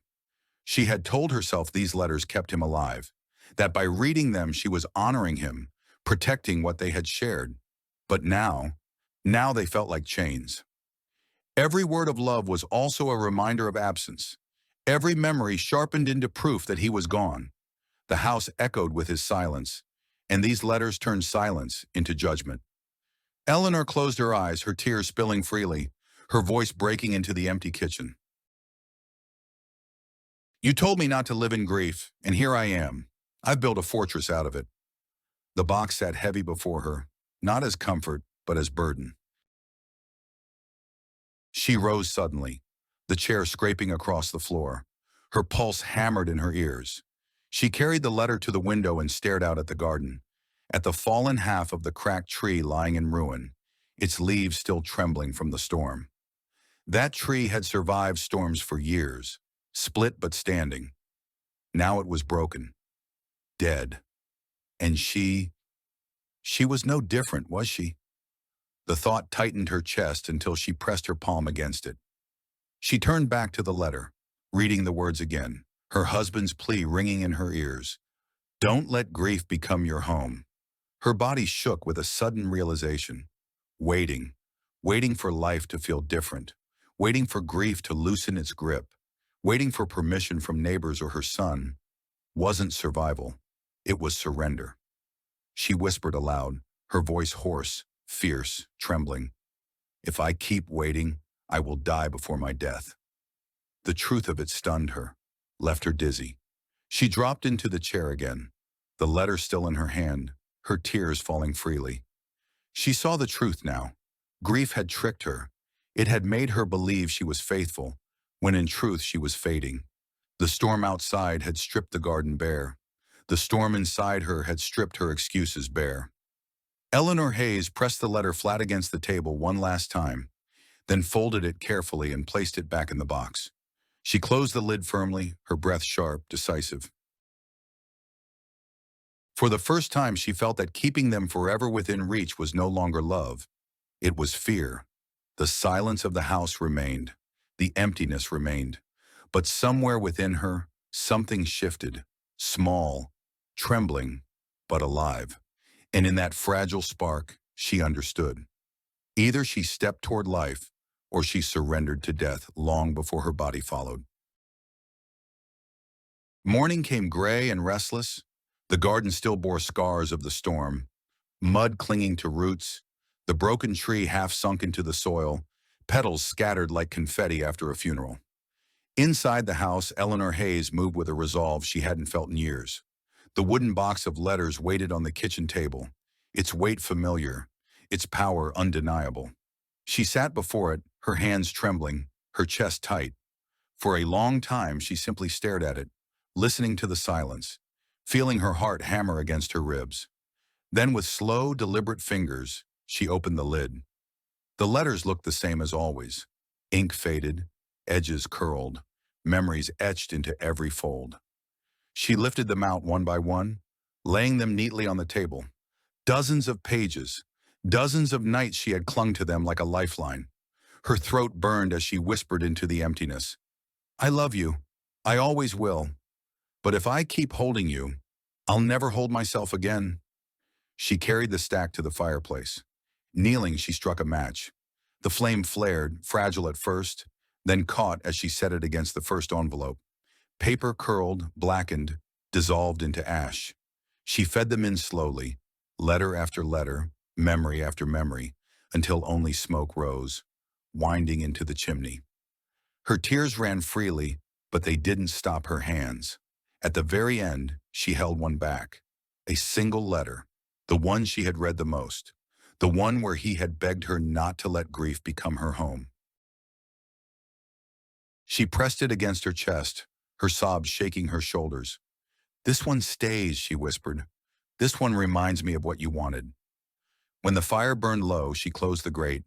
The hearth glowed faintly, the ashes crumbling into silence. The weight that had pressed on her for years felt not gone, but lighter. She rose slowly, wiping her face. Her body trembled, but her spirit felt strangely steady. For the first time, she had released him. Not the love, not the life they'd shared, but the prison of her mourning. By midday, Eleanor stood at the edge of the road, her cardigan buttoned properly, her purse hanging from her shoulder. The air still carried dampness from the storm, but sunlight broke through in streaks, gilding the wet pavement. The bus pulled up with a groan, its brakes squealing. She climbed aboard, the driver giving her a curious glance. She nodded politely, dropped her fare into the box, and took a seat near the window. The ride was bumpy, the engine growling as the bus lurched forward. Eleanor gazed out at the passing fields and weathered houses, her hands folded tightly in her lap. Each mile carried her farther from the fortress of grief she had built, closer to something she couldn't quite name. Her reflection in the window startled her. For once, she didn't look like a woman waiting for life to apologize. She looked determined. Around her, passengers chatted quietly, two teenagers laughing at something on a phone, an elderly man dozing with his hat pulled low, a mother rocking her baby. Ordinary lives moving forward. Eleanor felt a pang of envy, but also a spark of belonging. She was still part of this world if she chose to be. The bus rattled over the bridge into town. Brick storefronts appeared, familiar but changed. The cafe where she had laughed with Malik Thompson, the bookstore with its crooked sign, the barber shop buzzing with conversation. Her palms grew damp. Her heart thudded like a drum. But she stayed seated, waiting for the stop she knew she would take. When the driver finally called it, she rose, steady though her knees trembled, and stepped down onto the street. The air smelled of coffee and warm bread. Eleanor's eyes scanned the street, searching. For a moment she feared she had been foolish, that he wouldn't be here, that he had already moved on, that she had waited too long. And then she saw him. Malik Thompson was standing outside the hardware store, a coil of wire slung over his shoulder, his shirt damp with sweat from the labor of the day. He looked as he always had, grounded, steady, his presence quiet yet undeniable. When he noticed her, he froze. The coil slipped slightly on his shoulder, and his eyes widened just enough to betray his surprise. "Eleanor Hayes." His voice was careful, almost cautious. She stepped closer, her heart pounding. "I burned them." He blinked. "Burned what?" "The letters. All but one." Her voice shook, but she kept it steady enough. "I realized that if I kept waiting for life to call me back, I'd die before my time. I'm done waiting, Malik. I'm done hiding." The street noise hummed around them. Cars passing, a dog barking, children shouting down the block. But in that moment, the world felt narrowed to just the two of them. Malik's jaw tightened, his eyes searching hers. "Are you sure?" Eleanor nodded, her tears threatening, but her voice strong. "I'm tired, Malik Thompson. Tired of waiting for life to invite me back in. I want to step into it myself. And if you're there—" Her voice caught, then steadied again. "Then maybe I won't have to walk it alone." The words trembled in the air, fragile yet fierce. Malik lowered the coil of wire slowly, setting it against the wall. His hands flexed at his sides, as though holding back the urge to reach for her. Finally his voice came, quiet but steady. "Then don't wait another minute." For a heartbeat she thought he might take her hand, or she might reach for his. But instead they stood there in the sunlight, facing one another with a new honesty. Two people scarred, broken, but unafraid to step forward. And for Eleanor Hayes, speaking those words felt like planting a seed in soil she had thought was barren. Not ashes, not waiting. Life, beginning again. The bus ride home felt different this time. Eleanor Hayes sat beside Malik Thompson, their shoulders not touching, but close enough that she felt the warmth radiating from him. Through the dusty window, the town fell away behind them. The storefronts, the streets buzzing with ordinary lives, and the road stretched open toward the coast. Neither spoke for a while. The hum of the engine, the squeak of the tires against the worn asphalt, filled the silence. Eleanor clutched her purse tightly in her lap, but her body felt looser than it had in months. For once, silence wasn't suffocating. Malik finally turned, his voice low. "You didn't have to come find me." "Yes," Eleanor replied. "I did." She looked out the window again, gathering courage. "I burned most of the letters, Malik. I've been living in them instead of living in the world. But today, I realized I want more than memories." He studied her carefully, his expression steady, but his eyes softened. "And what do you want, Eleanor Hayes?" Her throat tightened.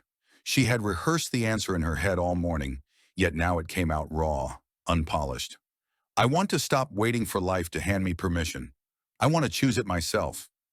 Malik leaned back, his lips pressing into a line that almost curved into a smile. "That's a start." The bus jolted as it turned down the familiar coastal road. The sea glimmered in the distance, restless but calm enough after the storm.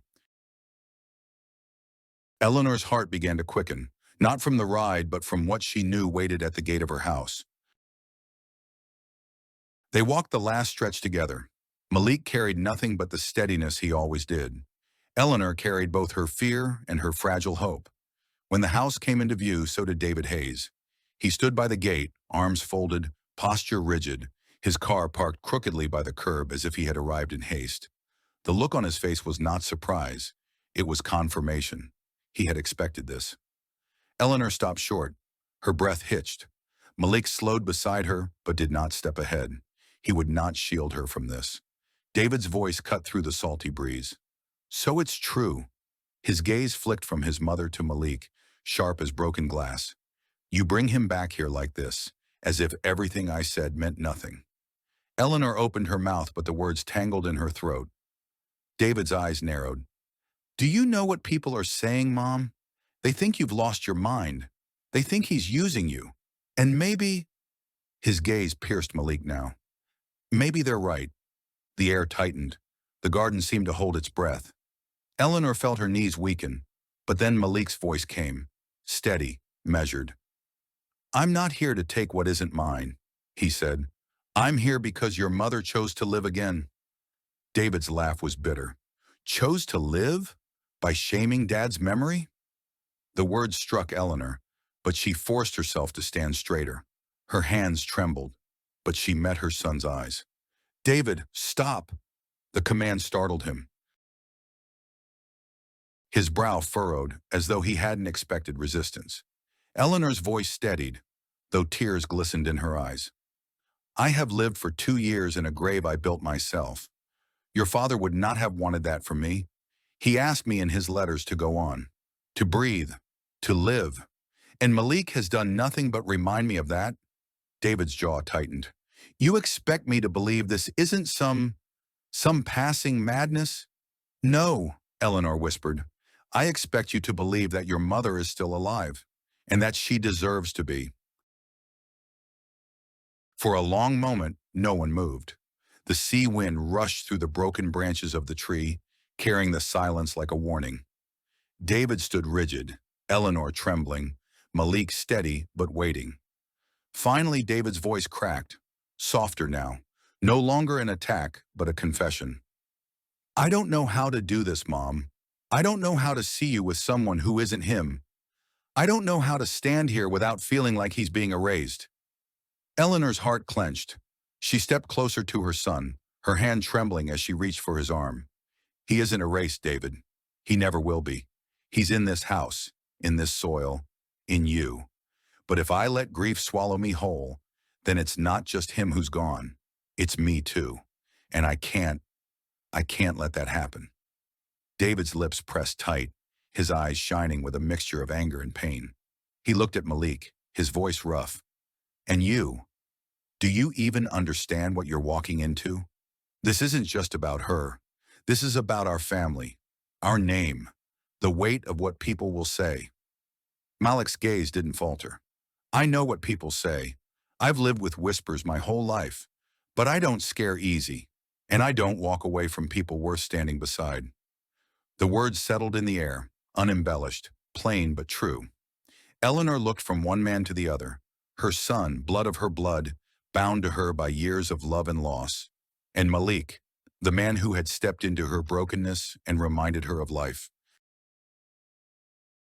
The tension between them was sharp, but something in the stillness shifted. David exhaled, his shoulders sagging just slightly. I can't promise I'll ever like this, he said finally. But I don't want to lose you too, Mom. Her tears fell freely now. She cupped his face briefly, her thumb brushing against his cheek like she had done when he was a boy.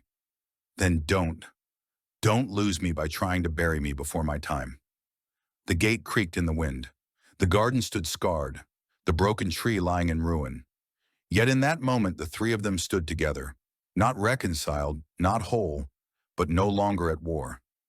Malik's voice broke the silence, calm and steady. Then let's start with this. No more whispers behind our backs. We speak here, together. Eleanor nodded, her hand still resting lightly on her son's arm. David looked between them both, torn but listening. And though the tension lingered, though the shadows had not vanished, a fragile bridge had been laid. The sea crashed in the distance, the gulls cried above, and the wind carried the faintest scent of jasmine from the windowsill inside. It wasn't peace yet, but it was no longer silence. And for Eleanor Hayes, that was enough to step forward. The evening came with a hush, the kind that follows a storm not just in the sky, but in people. The Hayes house stood quiet, its windows glowing faintly in the twilight.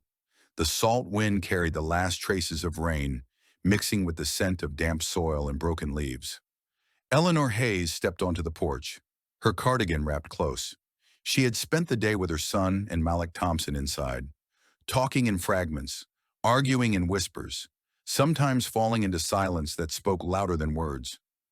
Nothing was fully resolved, but for the first time, it felt as though they were standing on the same ground, even if the earth beneath them was still trembling. "Come outside," Eleanor said softly, surprising herself with the steadiness in her voice. "There's something I want us to see." Malik followed, his boots crunching on the gravel. David Hayes hesitated in the doorway, his arms folded, but finally he stepped out too, his shoes sinking slightly into the damp grass. The garden lay before them like a battlefield. Roses bent low, petals shredded, hydrangeas sagged under the weight of water, and at the far edge the cracked tree loomed, half of it broken on the ground, the other half standing jagged, like a monument to what had been lost. The sight drew Eleanor's breath tight. She stepped closer, her hand brushing her damp hair from her face. "This tree," she said quietly, "was planted by your father. He said it would stand as long as we did. Now it's dying, like he did." David shifted uncomfortably. Malik's gaze lingered on the ruined trunk, his expression unreadable but heavy with thought. Eleanor's voice wavered but did not break. "I think it's time we plant something new."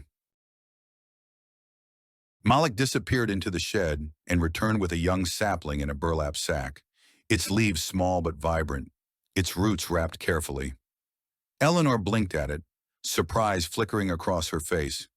"You had this ready?" she asked. Malik gave a small nod. "I bought it weeks ago. I didn't know when, or if, it would be planted, but I thought the day might come." He set it down gently in the soil near the broken tree. David raised an eyebrow but said nothing. Instead, he crouched and picked up a spade leaning against the fence. "Where?" he asked gruffly. Eleanor's heart swelled at the sight. For once, her son's tone wasn't sharp, wasn't judgmental, just practical. "Here," Malik answered, pressing his boot into the ground a few feet from the old trunk. "Close enough to remember, far enough to stand on its own." The three of them began to dig. The soil was heavy with rain, clinging to the spade, sticking to their hands. Eleanor knelt despite her aching knees, pushing clumps of dirt aside with her fingers. David's suit trousers grew muddy, his shirt damp with effort. Malik's strength cut through the soil, steady and sure. No one spoke. The only sounds were the scrape of metal, the thud of earth, the whisper of leaves in the evening breeze. Yet in the silence, something shifted, a rhythm forming between them, a wordless agreement. When the hole was ready, Malik lifted the sapling and lowered it into the earth. Its small roots dangled into the space, seeking ground. Eleanor held the trunk steady while David filled the hole back with soil, pressing it firmly with his palms.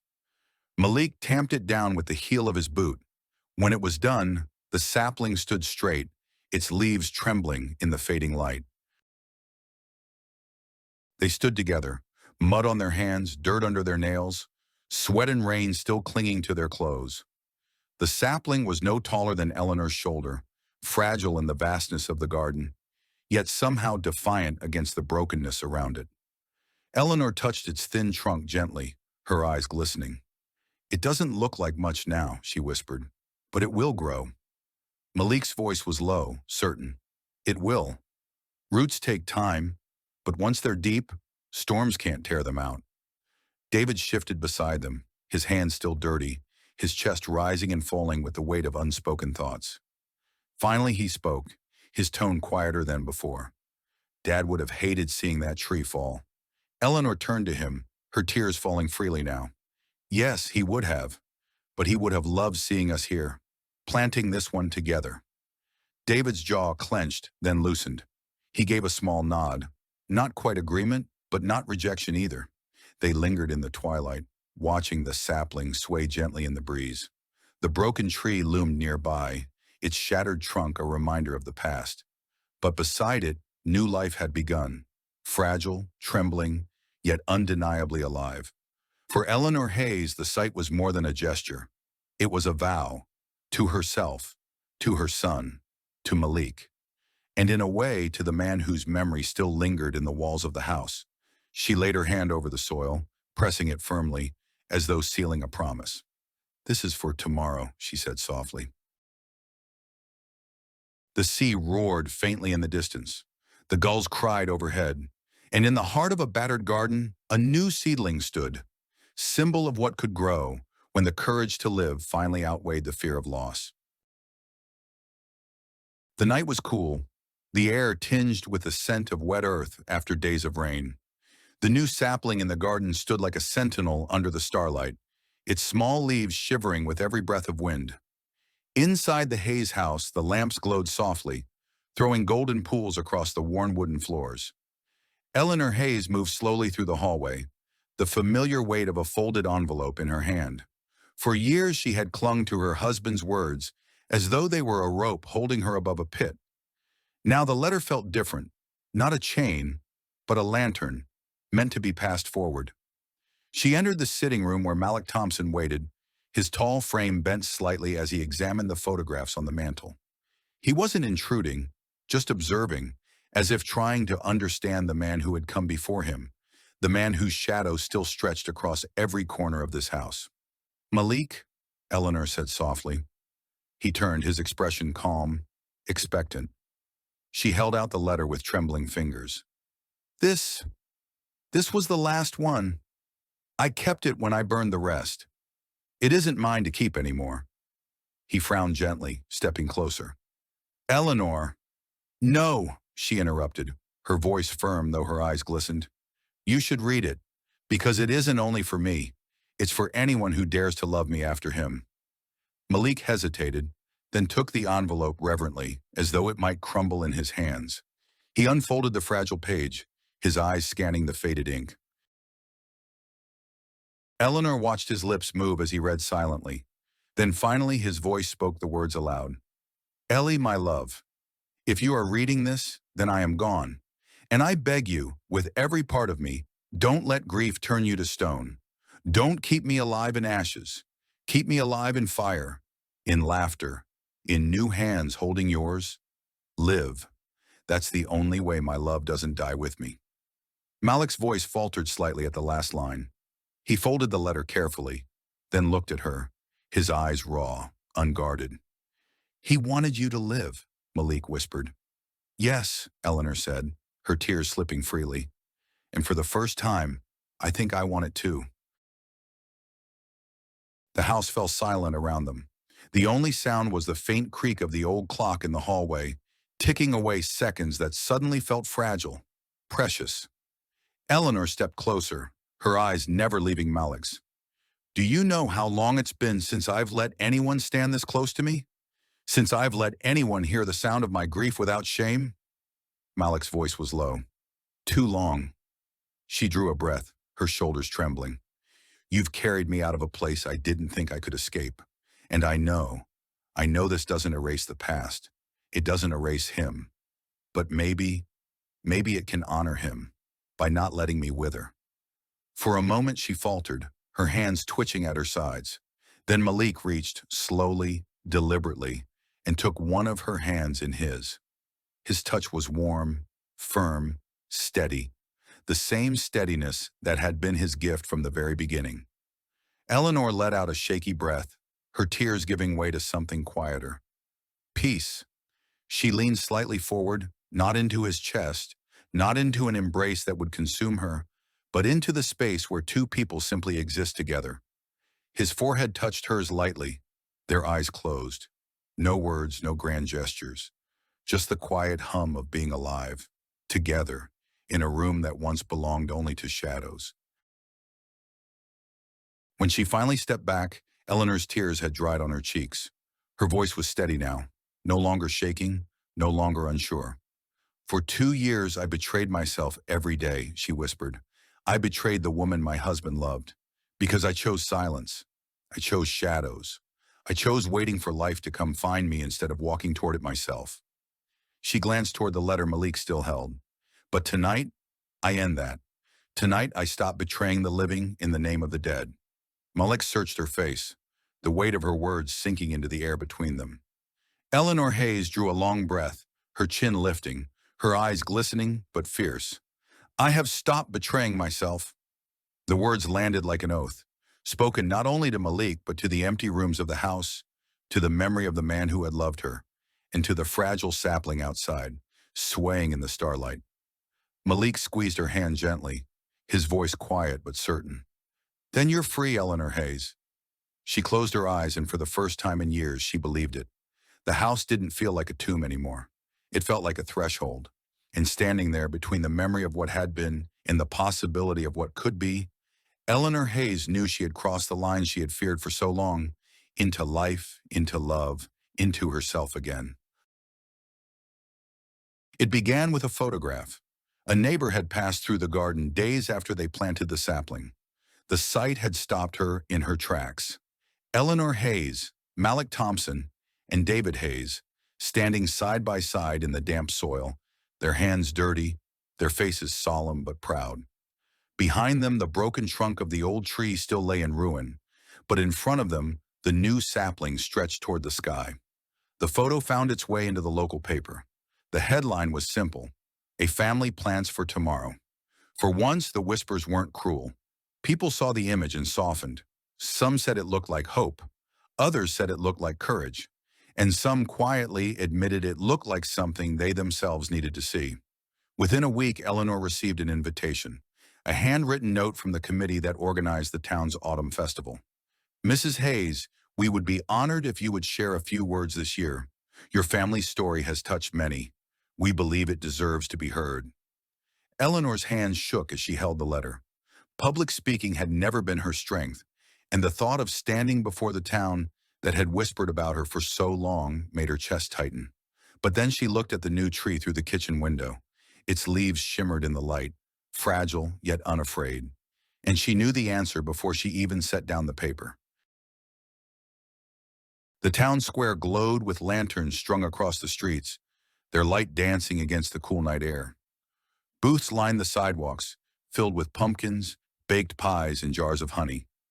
Children darted between legs, their laughter carrying over the music of a local band tuning their instruments. Eleanor Hayes stood at the edge of the stage, her palms damp, her throat tight. Malik stood beside her, steady as ever, his quiet presence a fortress.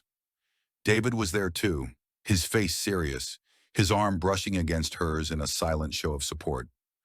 The mayor finished her introduction, her voice warm into the microphone.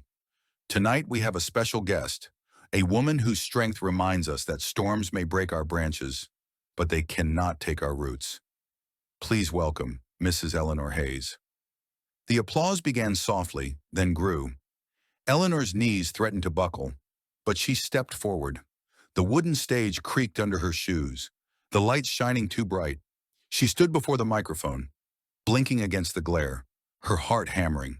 In her hand she clutched the last letter, the one she had kept, the one that had freed her.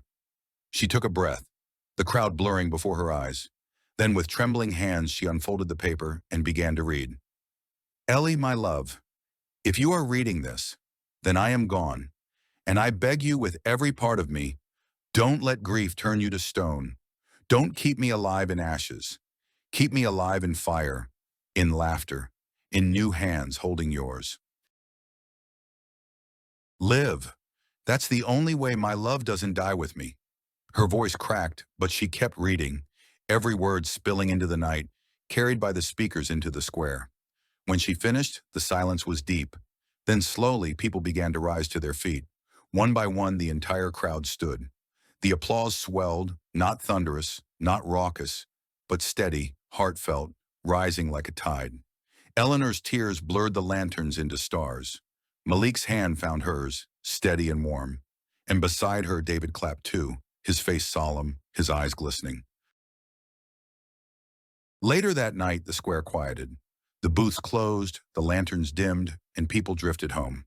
But the echo of their applause still lingered in Eleanor's chest. She walked back to the garden with Malik and David.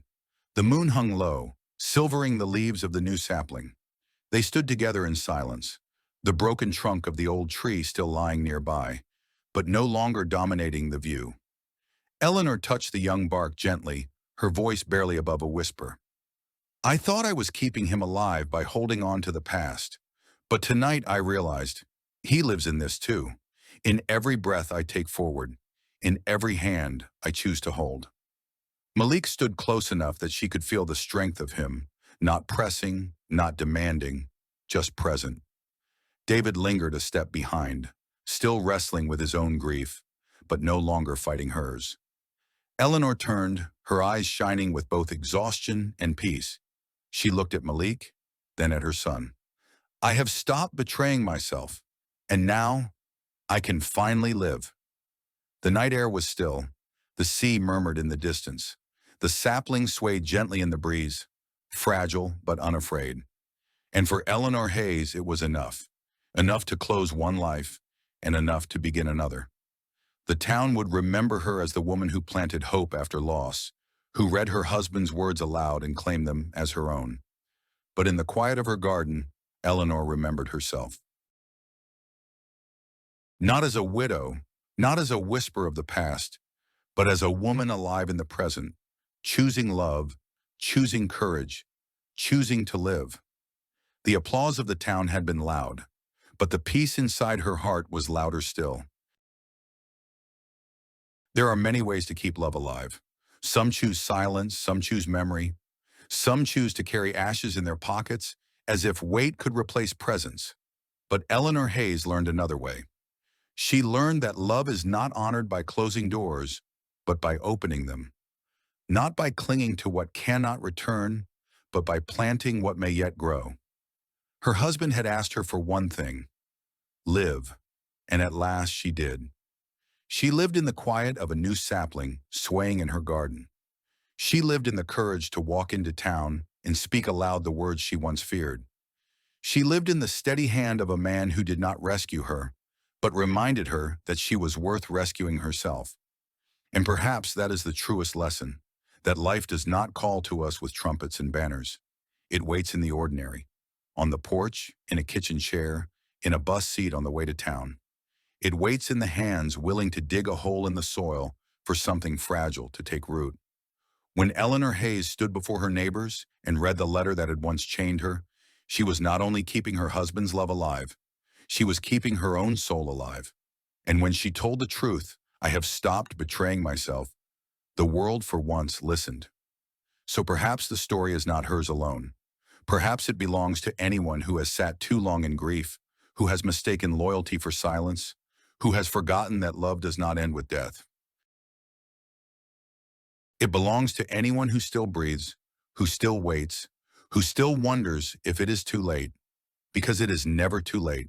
Not too late to plant, not too late to laugh, not too late to live. If you enjoyed the video, don't forget to subscribe, like, and hit the bell so you won't miss what's next.